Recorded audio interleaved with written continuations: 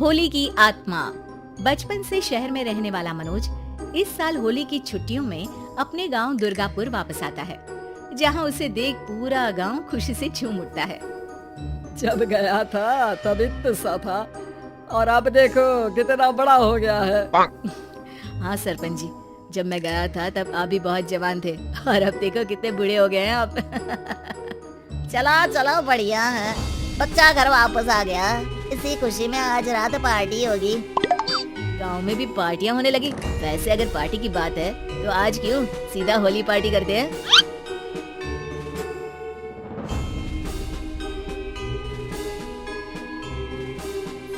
चहल पहल में अचानक सन्नाटा छा जाता है, जिसे देख मनोज को कुछ अजीब लगता है, लेकिन तभी सरपंच बात पलट देता है।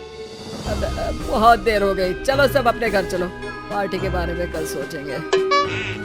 मनोज भी मम्मी पापा के साथ घर आ जाता है, पर होली पार्टी और उस पर पूरे गांव की खामोशी वाली बात अभी तक उसके जहन से निकलती नहीं।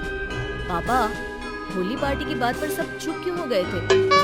अरे बात मुझे गांव की पंचायत ही थोड़ी पता है। चलो सो जाते हैं, कल बात करते हैं। पापा कहते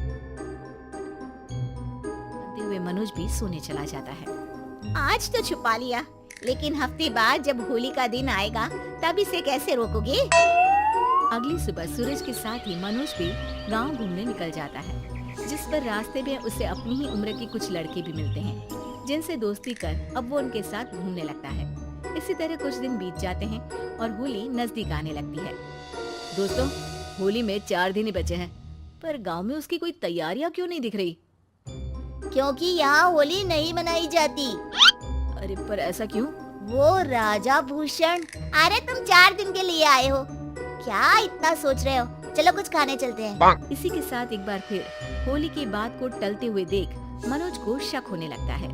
वो घर पहुंचते ही इंटरनेट पर अपने गांव और राजा भूषण के बारे में जानकारी निकालने लगता है। क्या? मुझे आज तक ये नहीं पता था। ऐसा कैसे? किसी ने मुझे कुछ बताया क्यों नहीं?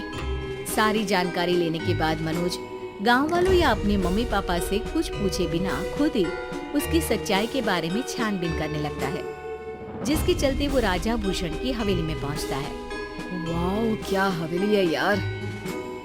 पर क्या यहाँ सच में कोई भूत है? हेलो भूत जी, कोई है क्या? हम इस साल गांव में होली सेलिब्रेट कर रहे हैं, क्या आप उस पर थोड़ा इंटरव्यू देंगे? मनोज के ऐसा बोलते ही गांव में तूफान उठ जाता है और हवेली में रखी सारी चीजें हिलने लगती है। एक अदृश्य शक्ति मनोज को धक्का देकर हवेली से बाहर निकाल दरवाजा बंद कर लेती है। ये सब देख मनोज हैरान रह जाता है। क्या अभी मुझे हवा ने धक्का देकर बाहर निकाल दिया? मेरे होते हुए इस गांव में कभी होली नहीं बन सकती, इसलिए दोबारा ऐसी कोशिश भी मत करना, अंजाम बुरा होगा। आवाज सुन मनोज हैरानी से इधर उधर देखने लगता है, पर उसे कोई दिखाई नहीं देता। वो गांव वापस आ जाता है, जहां तूफान की वजह से सब कुछ तहस महस हो चुका होता है। ये तूफान आया कैसे? ना ऐसा कोई मौसम था और ना ही हमने होली का त्योहार मनाने की बात की थी। सरपंच की बात पर कोई रिएक्शन दिए बिना मनोज चुपचाप अपने घर चला जाता है। इस तरह देखते ही देखते होली का दिन भी आ जाता है और मनोज रंग लेकर गांव में निकल जाता है, लेकिन गांव पूरी तरह खाली होता है। अरे त्योहार का दिन है, धूमधाम की जगह मातम क्यों मनाया हुआ है? मनोज की आवाज सुन सब अपने घर की खिड़कियां खोल के घर के अंदर से ही उसे वापस जाने के लिए कहने लगते हैं, पर वो किसी की नहीं सुनता। मुझे पहले भी समझाया था, अगर होली खेलने की कोशिश भी की तो अच्छा नहीं होगा। अरे बात मान लो बेटा, तुम्हें सच नहीं पता। मुझे सब पता है। सालों पहले इस राजा ने एक अंधविश्वास फैलाया और आप लोग आज तक उसे मानते आ रहे हो। अरे बेटा, जब तुम पैदा भी नहीं हुए थे उससे भी बहुत पहले से इस गांव पर होली का श्राप है।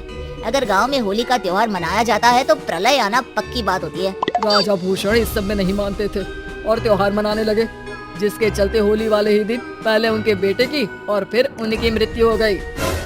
तभी से गांव की रक्षा के लिए उनकी आत्मा उस हवेली में रह रही है। सबकी बातें सुन मनोज उलझन में पड़ जाता है।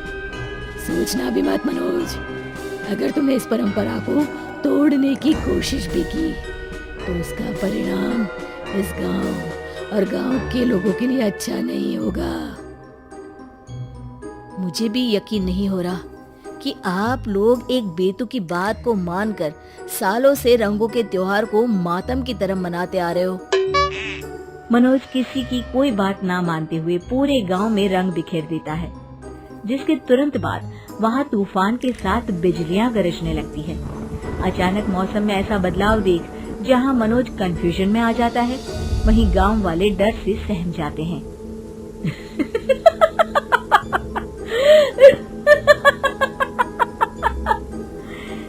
इस लड़के ने हमारे जैसे सिर्फ अपने स्वार्थ के लिए नहीं बल्कि पूरे गांव की खुशियों के लिए यहाँ होली मनाई है, जिस वजह से अब इस गांव पर होली का श्राप टूटता है। ऐसा बोलकर राजा का भूत वहां से गायब हो जाता है, जिसके बाद गांव के लोग धूमधाम से होली मनाते हैं। खुशियों के रंग गांव में बिखरे ही होते हैं कि अगली सुबह अचानक मनोज कहीं गायब हो जाता है और एक बार फिर गांव में होली का नया राज शुरू हो जाता है।